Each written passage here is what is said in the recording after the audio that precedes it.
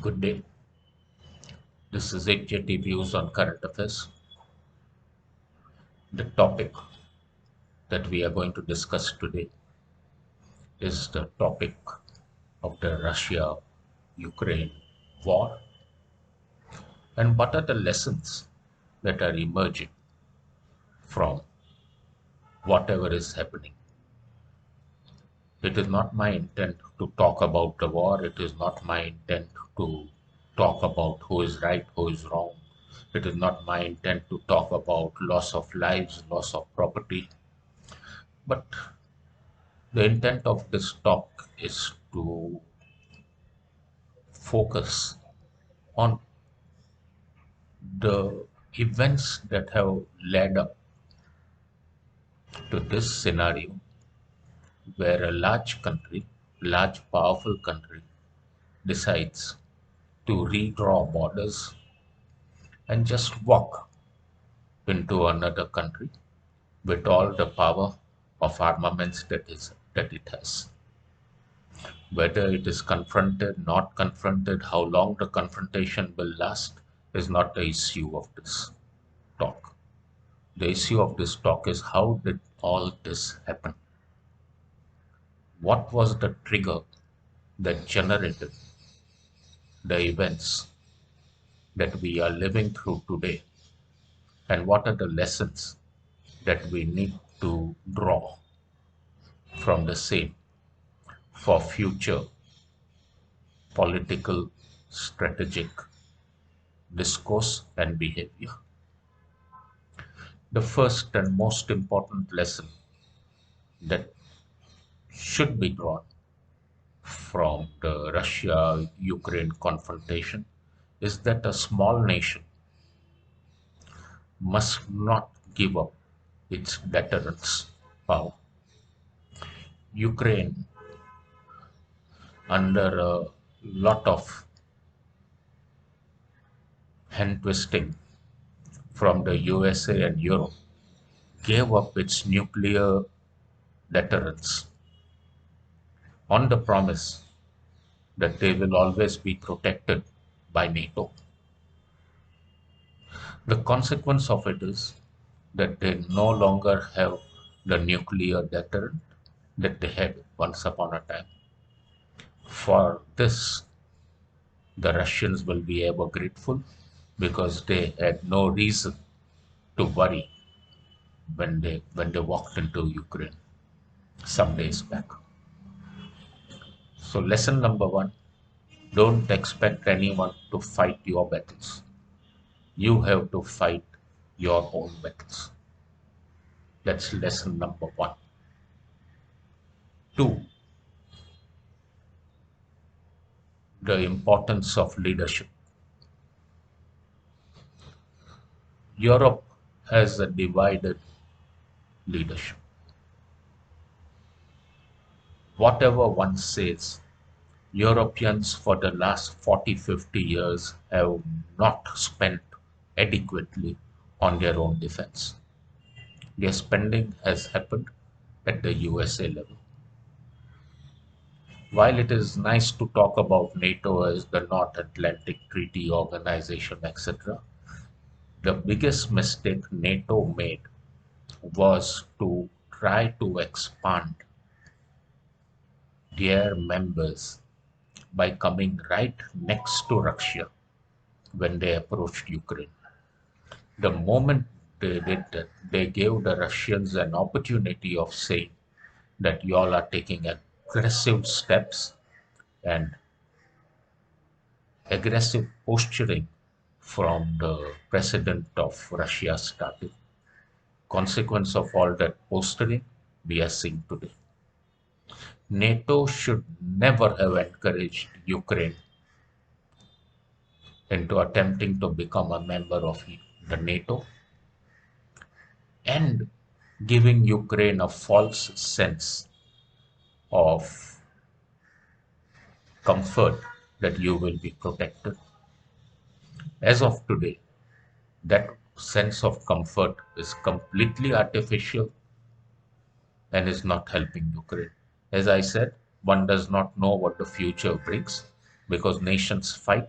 When the people of a nation fight, becomes difficult to derive the outcome of the battle.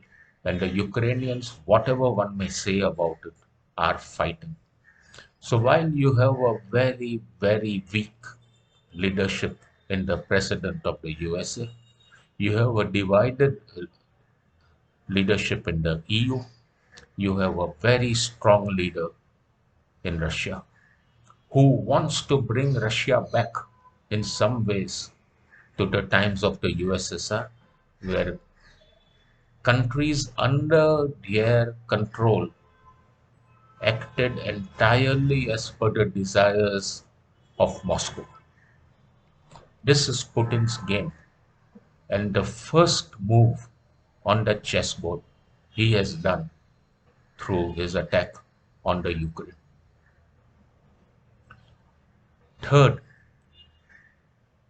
lesson for the USA: you had built up your strengths in oil production. Your shale oil had converted you into a net exporter of oil.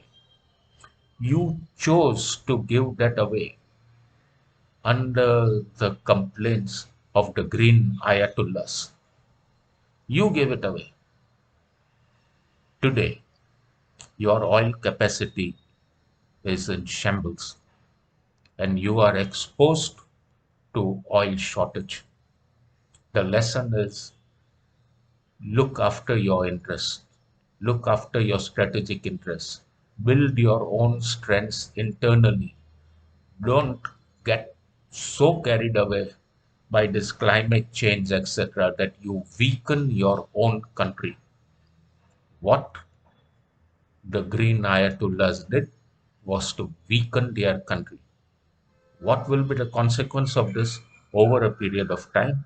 The shale oil industry will get back on its feet again, and it will be a lot more difficult to control them on pollution parameters, etc., because at a crucial time in their country's needs, they are the ones who have helped you.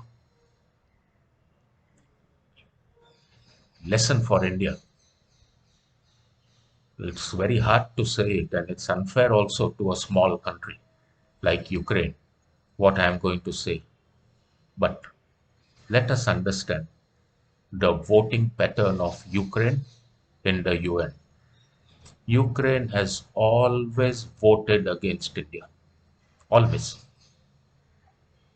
If you take the votes over the last 10 years, Ukraine has opposed India every time. Frankly, if one looks at real politics, why should we be so concerned about the Ukraine? They were never concerned about us. So why are we feeling all upset that we are not taking sides, we are not being with the free world? A small country is attempted to be negated. What did that small country do for us that we should get so bothered? I think the Ukraine Russia events that are occurring have provided some very crucial lessons to world leaders. The first and the most important lesson that we in India did not fall into the trap was when we were told by the USA, etc., give away your nuclear deterrence, we will look after you, etc. And the Indian political management in the 1970s and the 1990s did not fall into the trap. Kudos to India, it did not fall into the trap of the Western nations. Yes, we have also faced sanctions. Bill Clinton was very harsh on us after Pokhran, but we have faced it, and it is good that we have faced it because today, while on the one hand we are being told you are smeared with standing on the wrong side, etc., the world is expecting that India plays a role in reaching across to Russia and using its friendship with Europe and USA to resolve this issue, which could really blow up in the face of everybody if not managed properly. Those are the lessons that the Russia Ukraine conflict teaches us. Better that we learn the lessons and we don't allow anybody else to say, we will look after your interest. Self interest is the best interest. That ends my talk of today. If you like it, please share it with your friends, relatives, colleagues, addresses, etc. Till we meet again, Jai Hind, Jai Maharashtra, Jai Mumbai. Have a great day. Bye.